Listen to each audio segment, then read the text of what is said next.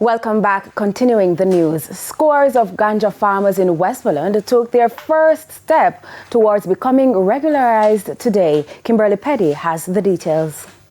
Over 500 ganja farmers in Western Westmoreland were formally registered on Thursday in an initiative spearheaded by the Ministry of Industry, Investment and Commerce. The farmers are overjoyed as many have prayed for the day when they'll be able to farm without any fear or harassment. Today, in my whole life, it is a revolution.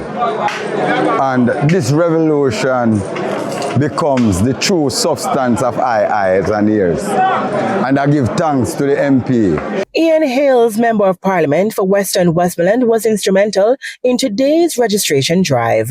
The regulations under the Cannabis Licensing Authority has changed, where more Jamaicans can now sign up to do what they did illegally. They can now sign up to do it legally.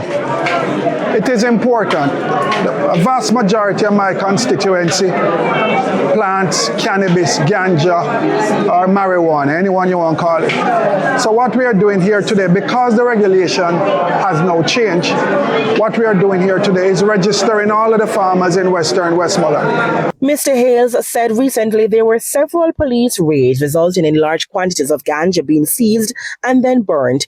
He added that the harsh reality is that ganja is a part of the economy. I'm tired of seeing people going to jail daily. I'm just tired of seeing people just running all over the place from earning a living.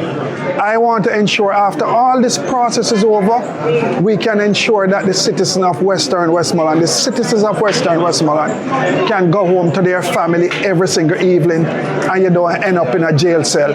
I want to thank Minister Arbin Hill and I want to thank the CEO and even the board of the CLA for ensuring that farmers across Jamaica, not just Western Jamaica, can do this in a legalized environment. The farmers are hoping that this registration will open the doors for bigger things to come. We're looking forward to something good to come out of this, and this is a good start, but the question would ask is that when you have all of these farmers producing ganja, how are these ganja going to be sold?